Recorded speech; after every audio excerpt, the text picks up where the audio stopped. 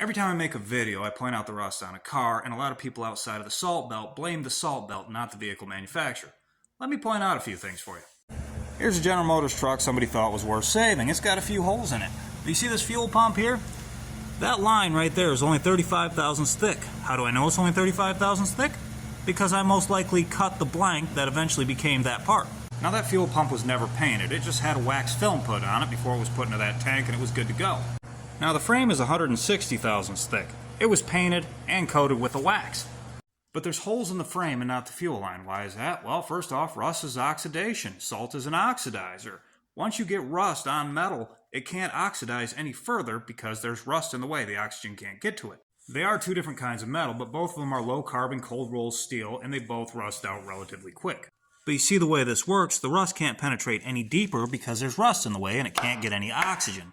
Once you scale some of this off here, it begins to rust again. The issue is water. When water gets into the rust, it acts like dirt. It swells up, it moves around, it rinses off. That water mixes with the salt and it's called chloride. So it can actually rinse the rust off and apply a new oxidizer, causing it to rust deeper.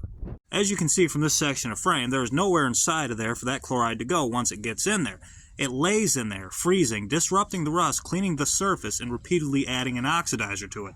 Now, the studies I've read say that de-icer costs $15 billion a year in damages, but rust is a process that requires water, oxygen, and iron to make happen. So the oxidizer is really only speeding up an inevitable process.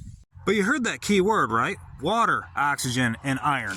Notice this 63-year-old tractor has rust on it but no holes in it. Why is that? Because the water doesn't stay on it, even though it's sat outside for 63 years.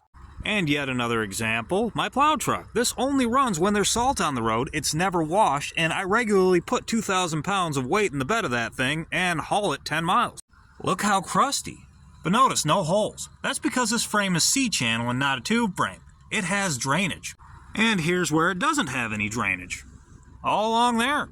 Car companies know more about metal than anyone else on Earth, and most vehicles are built in the rust belt. They know that they can add paint to protect metal from oxygen, and they know they can add drainage to protect metal from moisture. They just do not care. And I have to make one correction. That tractor in the video is actually 73 years old, not 63.